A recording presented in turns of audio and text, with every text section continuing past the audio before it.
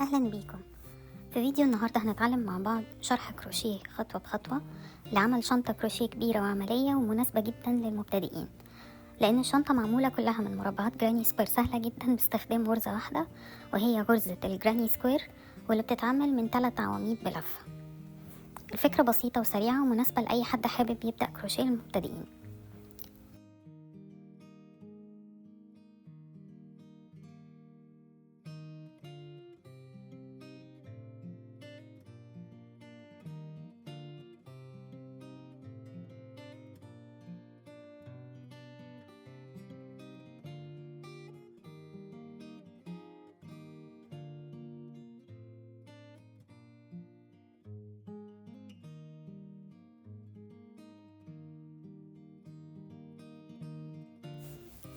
الخيوط اللي استخدمتها خيوط قطن، استخدمت 4 ألوان ومعاهم اللون الأساسي بتاع الشنطة اللي هو الأوف وايت، والخيط بتاعي يحتاج إبرة 3 مللي. طبعا انتوا ممكن مقاس الإبرة يتغير على حسب التخن أو الرفع بتاع الخيط اللي هتستخدموه، وهنراعي طبعا ان الخيط لو كان أتخن أو أرفع حجم المربعات هيتغير وبالتالي حجم الشنطة هيتغير. أنا عملت 48 مربع، 44 للشنطة و4 للمحفظة. في كل مربع استخدمت 3 ألوان من الأربعة ومعاهم اللون الأساسي، وده دايما بستخدمه في آخر سطر. هنبدأ مع بعض بحلقة سحرية، واللي ما بيعرفش يعمل الحلقة السحرية ممكن يعمل 4 سلاسل ويدخل الإبرة في أول سلسلة بغرزة منزلقة، وبكده تكون متكونة معاه دايرة بدل الحلقة. بس بصراحة الطريقة دي ما بتنفعش قوي مع الخيط الرفيع لأن بتسيب فراغ في نص الدايرة. هنبتدي السطر الأولاني ب3 سلاسل وعمودين بلفة وبعدين سلسلتين، كده كأننا عملنا 3 عواميد بلفة وسلسلتين، ودي المجموعة اللي احنا دايما بنكررها.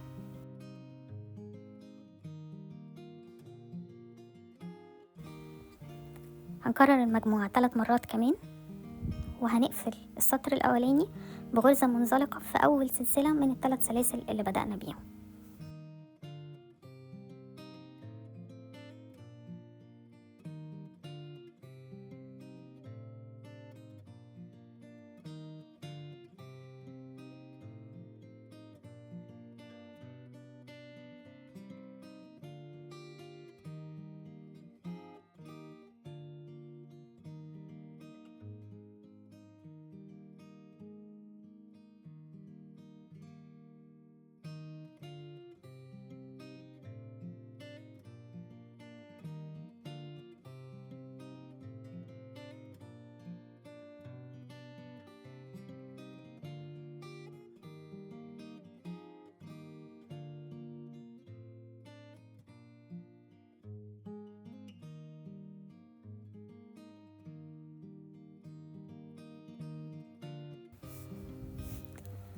هنقطع الخيط بالمقص ونشده، وبعدين في كل سطر هندخل لون جديد.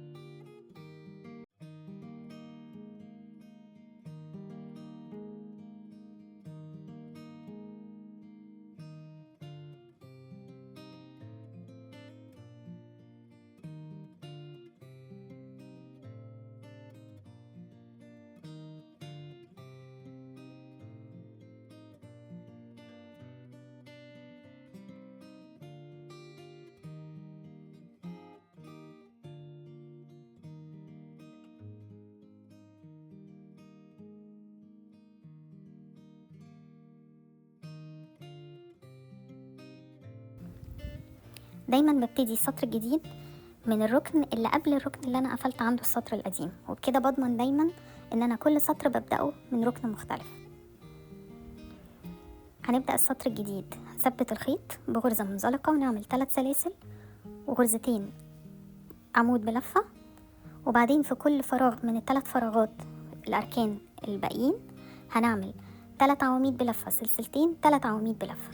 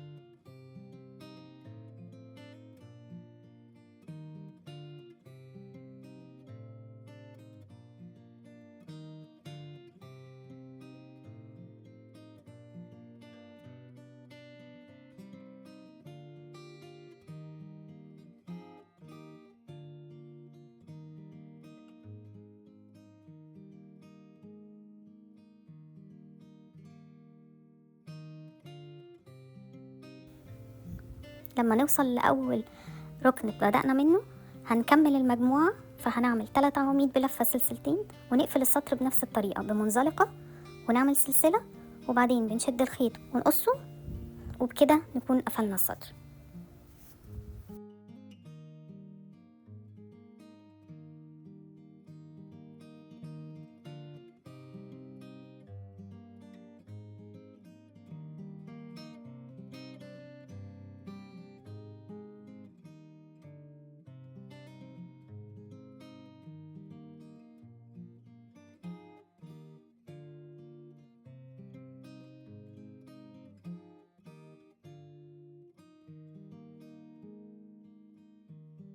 هنكرر نفس السطر اللي فات بالظبط في السطرين اللي جايين، بس الفرق انه في الجوانب هنعمل في كل فراغ 3 عواميد بلفة.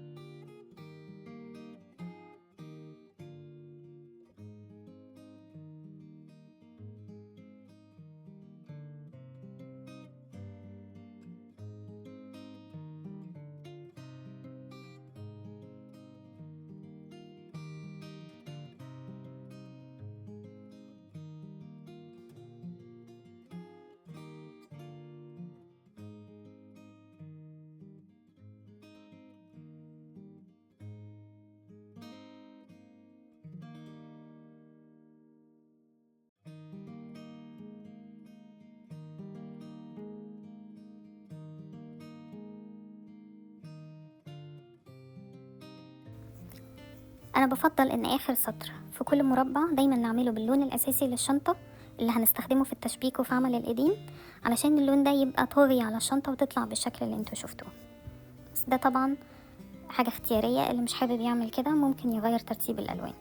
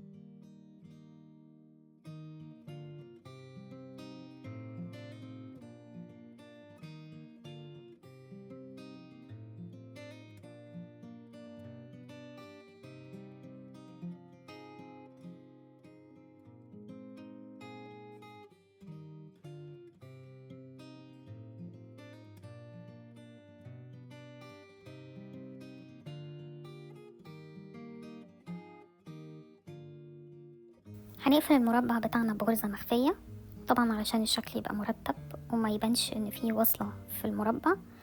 بنعملها ازاي؟ بعد ما بنقص الخيط بندخله في إبرة التنظيف، وبندخل الإبرة في أول غرزة عمود، يعني مش في ال3 سلاسل اللي بدأنا بيهم، في أول غرزة عمود، وبعدين نرجع تاني ندخلها في نفس المكان اللي طرف الخيط خارج منه، وبكده بتتكون عندنا حلقة شبه بالظبط الغرزة اللي احنا بنعملها.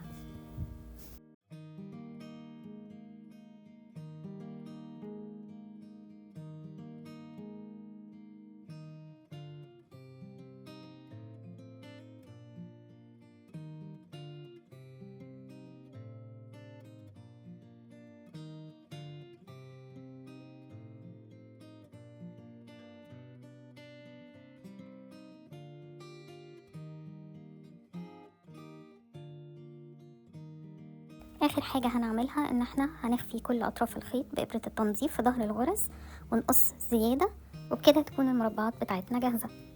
جهزوا ال48 مربع واستنوا في الجزء التاني علشان هنعمل تجميع الشنطة مع بعض، وهنتعلم ازاي نبطنها، وهنعمل المحفظة ونبطنها برضو. طبعا عشان ما يفوتكوش الجزء التاني اشتركوا دلوقتي في القناة وفعلوا الجرس، واستنوا الفيديو الجديد وافكار تانية كتير من الكروشيه. انا بعمل كل فيديوهاتي بنسختين، نسخة عربي ونسخة انجليزي، وطبعا كل واحد يتفرج على الانسب له. شكرا ليكم واستنوني في فيديو جديد. ما تنسوش تبعتولي ارائكم وتعليقاتكم واي اسئله ليكم وانا هرد عليكم.